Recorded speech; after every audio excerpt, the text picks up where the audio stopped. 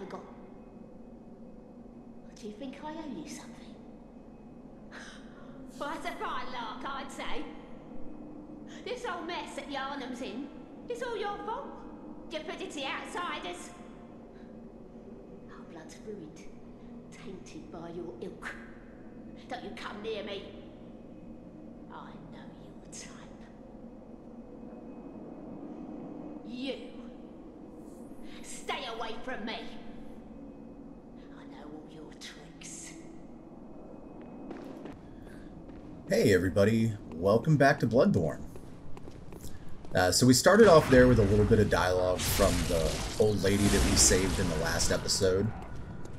And I think she's a really interesting character because it kind of gives you a little bit of perspective on what the villagers and people see when they kind of look at the hunters and the outsiders that come here.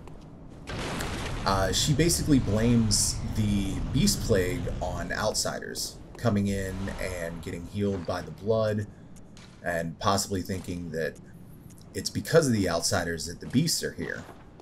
It just kind of shows the way that the healing church has lied to everybody about what is actually causing the beast plague. So I've always thought that was really kind of interesting. In the last episode I said that we would be going and fighting Blood-Starved Beast and going into the Chalice Dungeons, but in this episode we just fight the Blood-Starved Beast. I kind of forgot that there were a few other things that we had to do, namely going through Old Yharnham. Whenever I've done playthroughs of this game in the past few years, I don't really explore Old Yharnham a whole lot because there's a way that you can pretty much just run to the end of it. But in this video, I do take the time to go and actually explore parts of Old Yharnham, pick up some of the items that are laying around, get the Hunter's Torch, kind of things like that. And you'll kind of see that when we get there in just a few minutes here.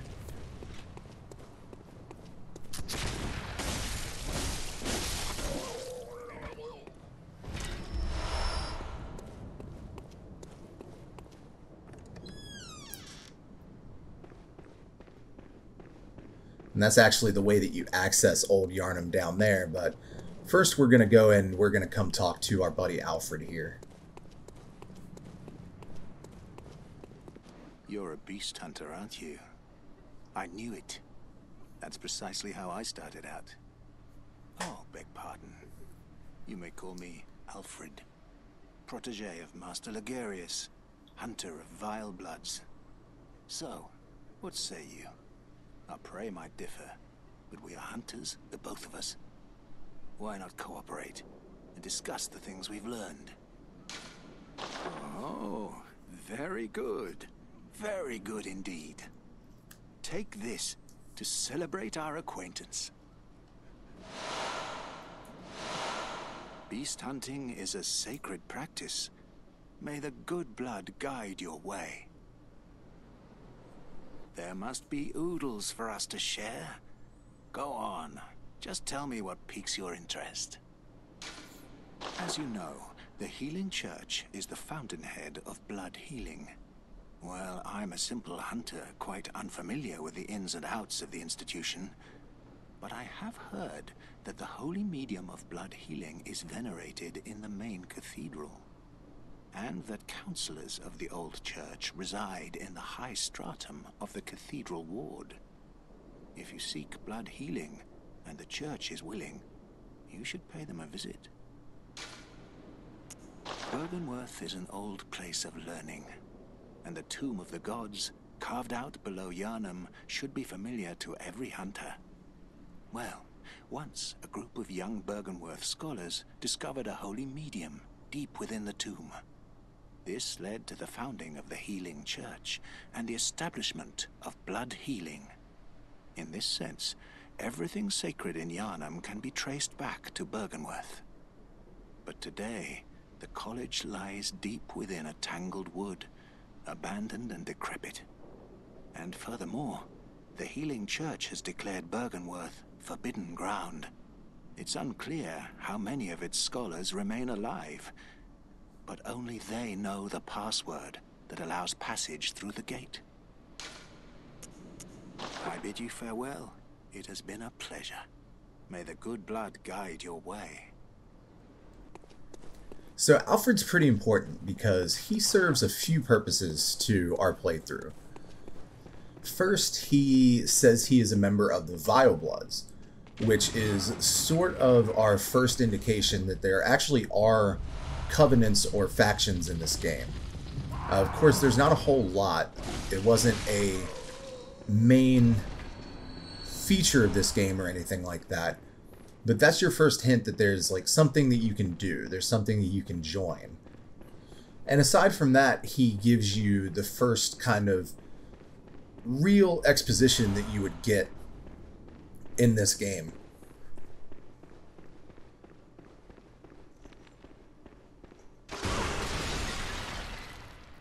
I don't know what was going on with my playing here. This was just absolutely terrible.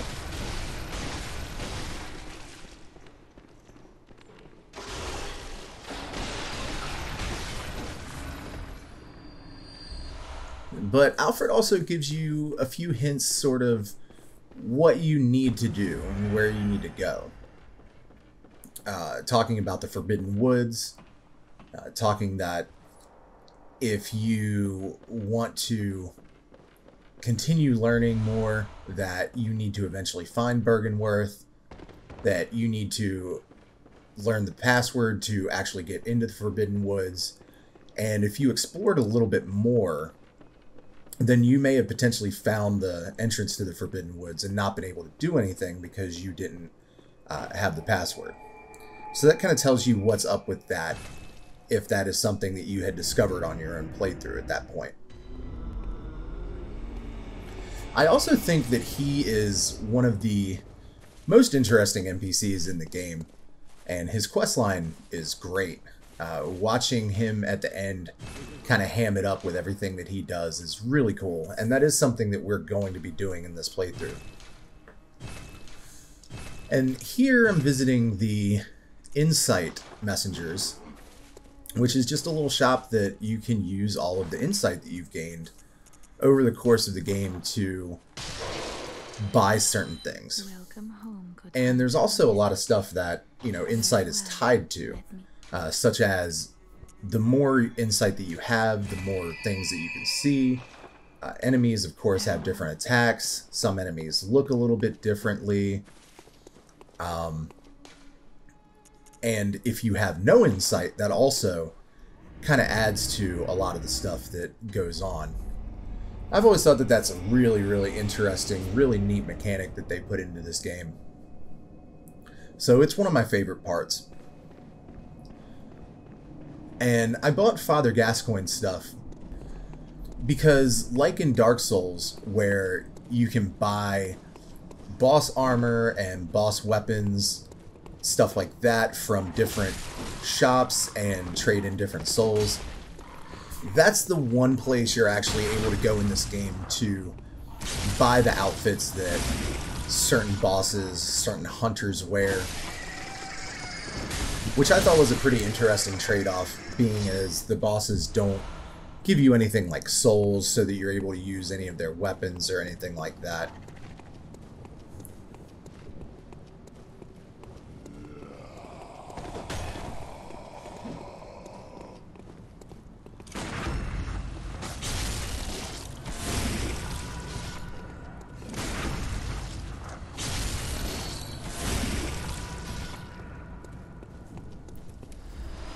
I wanted to come up and pick up that item because I've always thought that that item's inclusion was really kind of funny. It's the only shield that you can get in the main game. It's one of two shields that are actually in the game itself. And the description says something about how useless a shield is when it comes to beasts. Almost like they knew that there would be a certain percentage of people who played this who were going to wonder, like, okay, where's the shield? Why can't I carry a shield around and kind of turtle behind it like I can in Dark Souls when it comes to fighting certain enemies. And it actually kind of pokes fun at those people, which I always kind of thought was humorous. This guy I took way too long to fight. Just not doing a whole lot of damage to him with this weapon. And a lot of times I was waiting for him to do this stomp move that he has, because when he stomps his foot on the ground, his bone actually comes through his leg, and you can hit that to get decent damage. And there I had some muscle memory from Souls games and tried to hit square to heal, which obviously didn't work.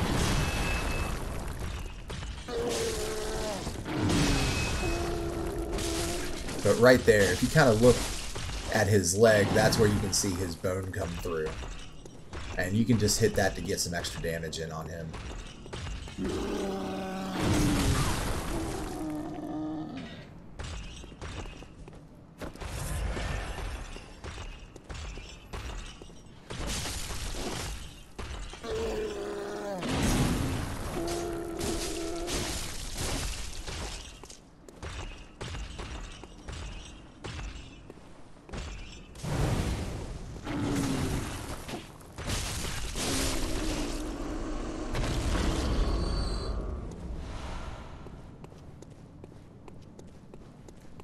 There's not too many of those guys in the game. There's only about, I want to say 5 or 6 that I can recall off the top of my head that are actually in the game. This variant of the troll I always think is kind of funny because he's literally just carrying around a statue that he ripped off the ground to use as a weapon.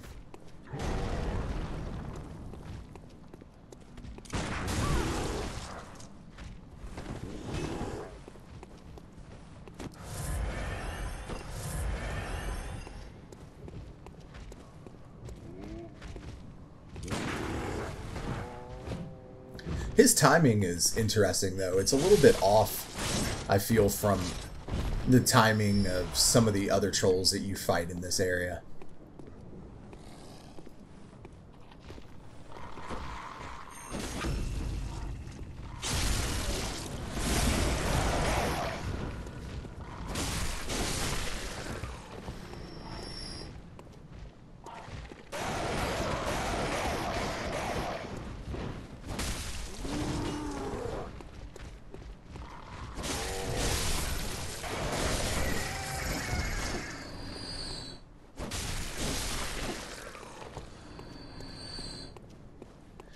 I wanted to comment just a little bit on the kind of healing system that they have in this game. I think it's really good that they kind of scaled it back from the Demon Souls and Dark Souls 2 method of healing, where you could pretty much just buy as many healing items as you wanted, and you would basically have unlimited anywhere you went in the game, as long as you bought enough. With this, I think it kind of reaches a happy medium between that and the Estus Flask, where you can only carry 20 blood vials at a time. They will always only heal, I believe, 40% of your health. Like 40% of your max health, I mean. So I think that that's a really interesting system to have. So there's no upgrading of it or anything like that. And of course you can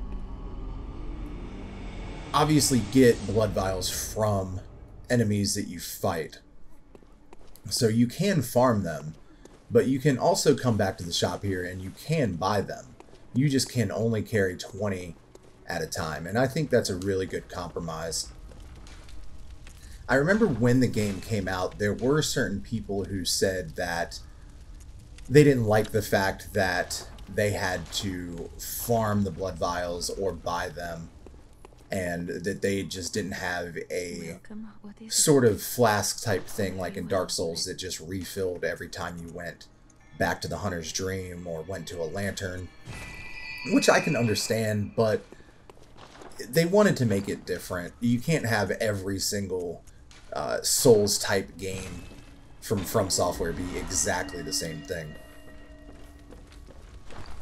So right there, I just took the red jeweled brooch that I got from Father Gascoigne's wife. If you crush that, you can get a blood gem from it. And it's a decent enough blood gem for early game. It gives a boost to what this game calls rally.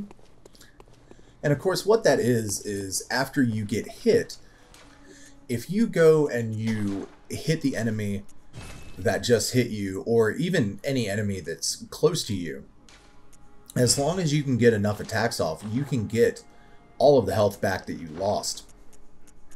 And that was something that was a really welcome addition to this game, I feel, because of how fast-paced it is. It really encourages you to be more aggressive and not so standoffish when it comes to certain enemies, and not to take too much time in going back there.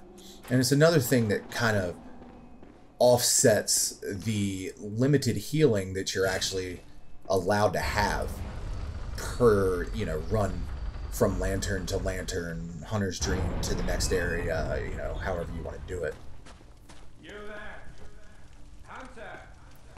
Didn't you see the warning? You there? Hunter! Didn't you see the warning? Turn back at once. Old Yharnham, burned and abandoned by men, is now home only to beasts. They are of no harm to those about. Turn back, for the hunter will face the hunt. So the guy yelling at us is named Jura. And keeping with the tradition of Bloodborne having great NPCs, he is another one. And his deal is, he was actually a hunter until he sort of realized what the hunters were actually doing. He realized that the beasts that we're hunting were actually humans at one point. So he decided to kind of defect from the hunters and took up residence here in Old Yharnham to sort of protect the beasts that still lived here from anybody who would come in here and harm them. And I kind of agree with him to a certain extent. Which is why typically when I do come to Old Yharnham in playthroughs, I don't kill any of the beasts that are here. I don't really fight anything. I don't really even ever come back and fight him. Now there, I just wanted to point out the floating statue that is in this level. I always kind of thought that was funny. It's like the floating door in one of the other Souls games. I don't remember which one, but if you look into the sky in one area, there's a door that is just kind of floating there in the middle of the sky for no reason whatsoever. Now, I said that, I do agree with his philosophy that, these beasts were kind of screwed over by the church.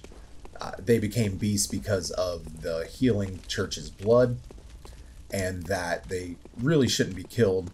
They're not doing anything to anybody. They're not going out of Old Yharnham to actually try to kill anyone, so these particular beasts down here are not of any threat to anybody, and really should be left alone. But I didn't want to leave them alone in this playthrough.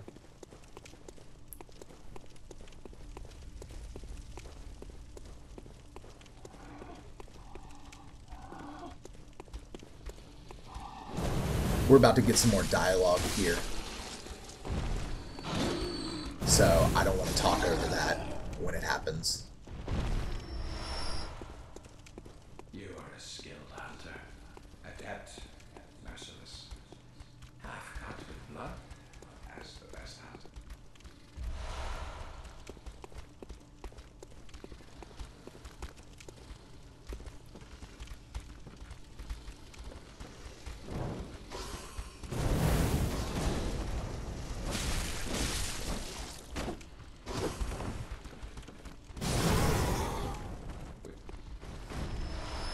Right there, he says, which is why I must stop you. Unfortunately, as I was grabbing that item, he also said it, and I just kind of skipped through the dialogue. What basically happens, you'll see in a moment, is he starts firing a machine gun at you to try to kill you as fast as he can. Which I kind of think is funny because I can only imagine all the collateral damage he's caused and how many beasts he has probably killed trying to kill other hunters that have come through here. And as you can see, the bullets that are coming at me right there. But one of the reasons I didn't want to just run through this area is because I wanted to show how kind of interesting it is that if you pay attention to, you know, what actually went on here, he says that this place was burned to the ground. And it was. Old Yharnham became too much for the hunters to handle, and I believe at one point they just decided to seal it up. They set everything on fire and tried to kill as many beasts as they could with just doing that.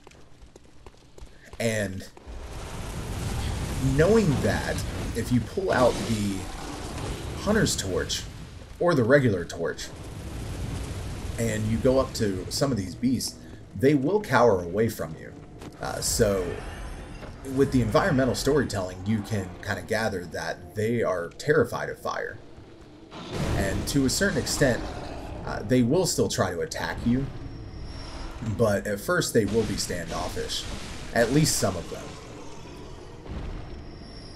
I always thought that that was kind of interesting. That was something that I noticed on my first playthrough of the game, and that's just something that I wanted to show in this playthrough.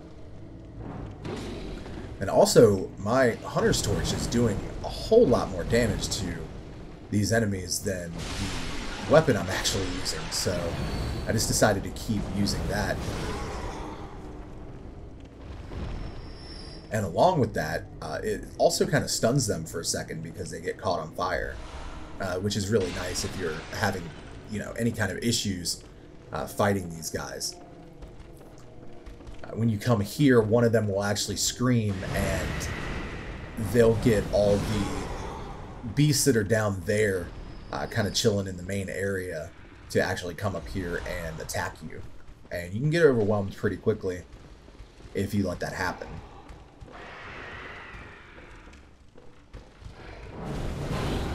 As you can see, that one's being, you know, he's being standoffish.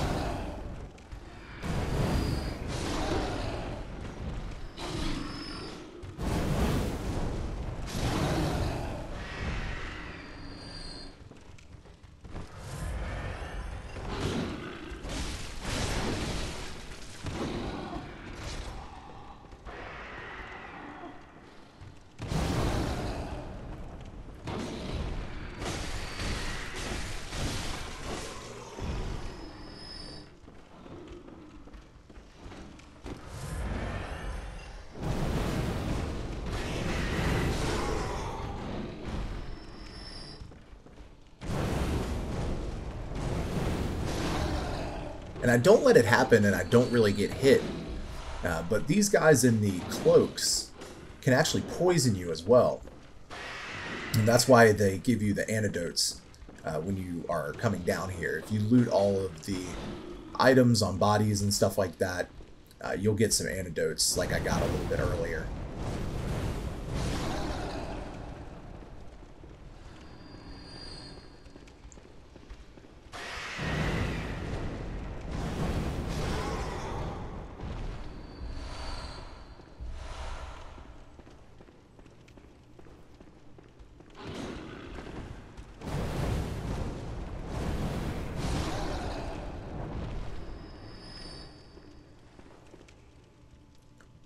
If you look up, that beast in the middle of the area here is one of the blood-starved beasts.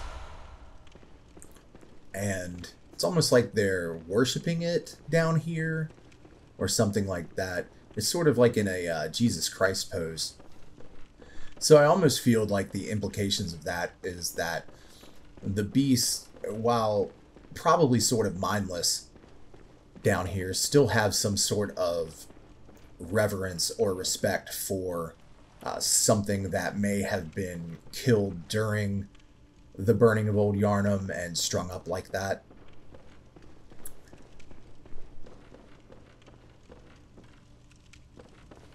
Now I wanted to explore just a little bit more because there's an area that you can get to up here, and this is actually how you get to Jura so that you can fight him.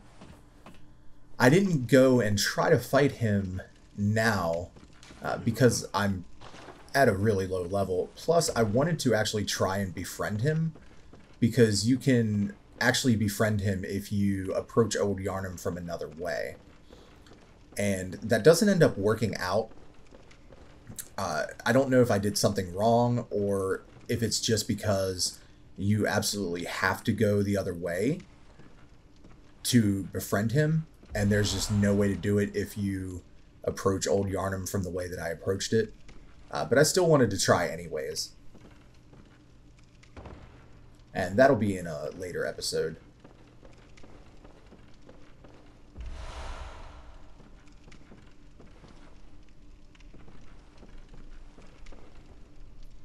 And there's an item over onto the area that I tried to jump to. It's just a item that you can give to the messengers so that you can dress them up in little outfits and little top hats and stuff like that. I always thought that those things were really cute, and that was a really cool, nice little detail. But unfortunately, I missed the jump and wasn't able to grab that.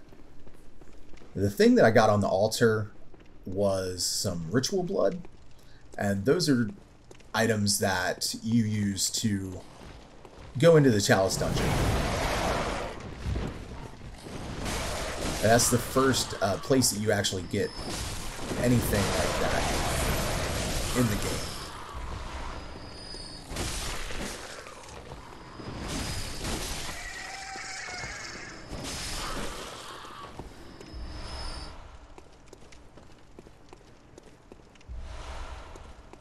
And this is actually the area that you come to if you want to start going into the Chalice dungeons.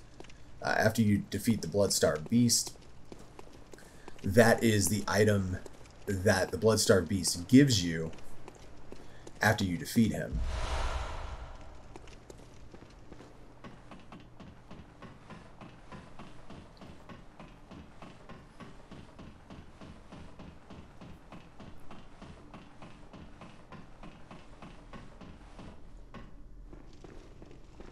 And this is the shortcut. I can't tell you how many times I have opened up this shortcut and stepped backwards a little bit too much and fallen to my death here. So it's really easy to do that. So be careful when you open that shortcut.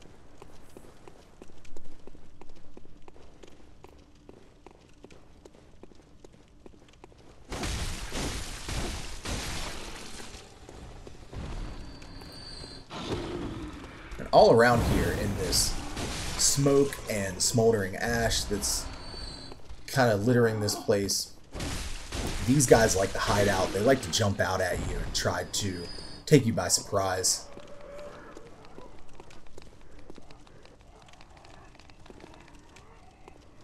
And right here, these things are called Wandering Madnesses. That is this game's version of the crystal lizards in Dark Souls. You probably saw me actually try to get one a little bit earlier and fall off the ledge that I was trying to fight it on.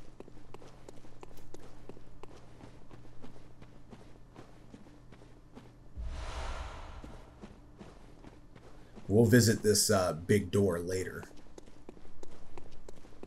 I also just picked up a few Pungent blood cocktails. And those are really cool because they work as sort of this game's alluring skulls. But they don't work on every enemy just like the alluring skulls don't work on every enemy. But if you throw these around certain beasts, they will leave you alone and they will follow the scent of the blood cocktail that you just threw.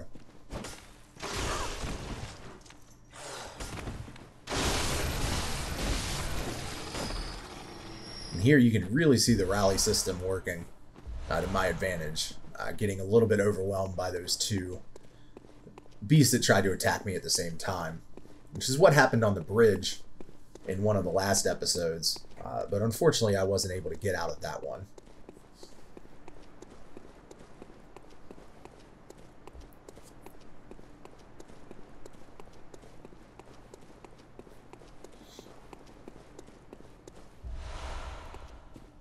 And these are beast blood pellets. Really good item in this game. These are sort of the bright bugs from Dark Souls 2, where whenever you eat one of these, it gives you increased attack. And I think that these ones decrease your defense, so you get a lot more attack from them, but you're also a little bit more vulnerable. And these work a little bit differently too. When you use one of those and you repeatedly hit an enemy, they actually give you a beasthood meter. And as that meter fills up, you become more beast-like, and you will do more damage to whatever you're fighting.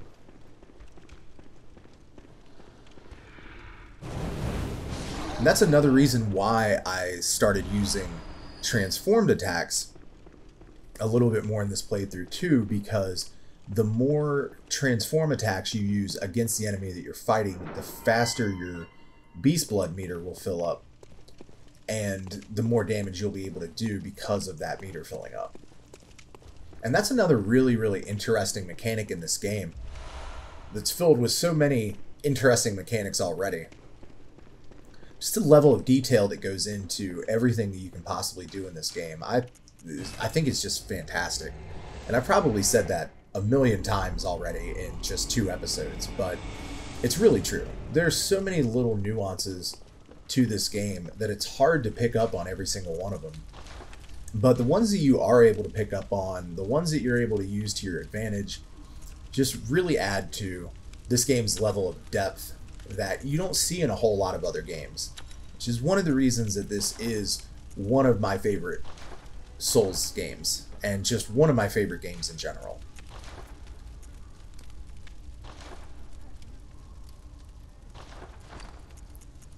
So here I was trying to use the flame sprayer a little bit more and get ready to use that, and for some reason I thought that you are actually able to put blood gems on the flame sprayer. Unfortunately you cannot. You can put gems on some of your other left-hand weapons. Most of the guns you can put them on, though you can only put like 1 for most of them. Maybe 1 or 2 guns have more than 1 slot, but I can't recall any off the top of my head.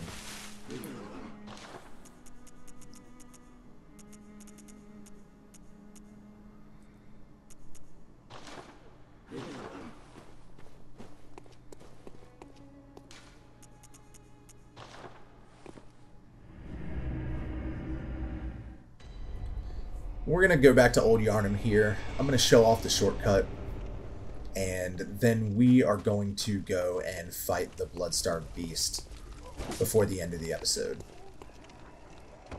And here's that Wandering Madness that I was not able to get earlier, but this time I got him.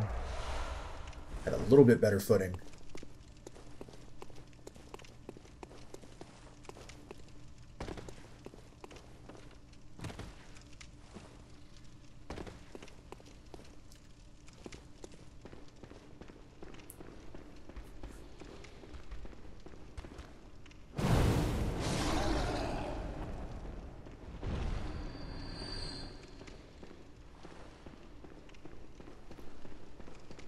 I didn't need to do that. I was just being mean at this point.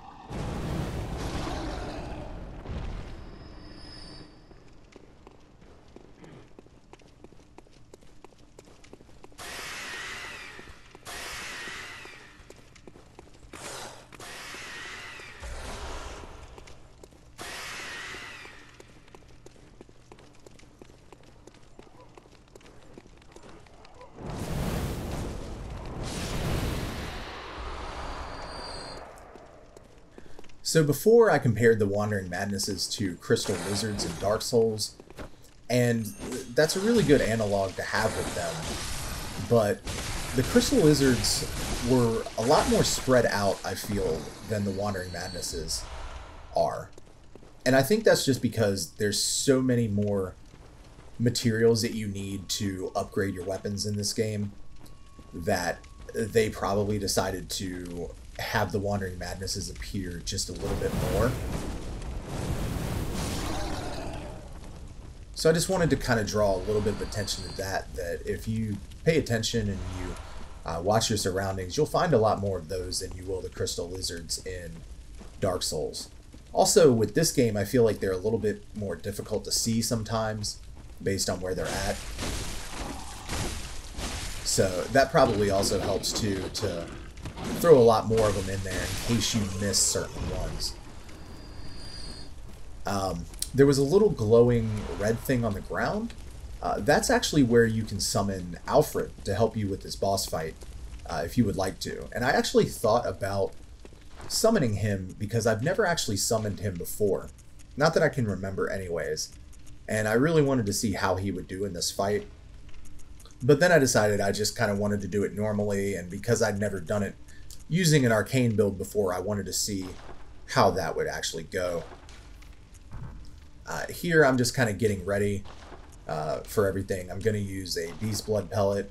I wanted to get some antidotes ready because the blood-starved beast really can poison you in the second half of the fight. And he is weak to fire, and he also will follow the pungent blood cocktails, which you'll kind of see here. But for some reason, there were a few that I threw that didn't really work on him. This first one, he gets it, but the other ones that I throw in the fight don't really work on him. So I'm just going to let this fight play out, and I will let this be the end of the episode, and I will probably talk more about it in the next one, and I'll see you then. Thank you very much for watching, and have a great day.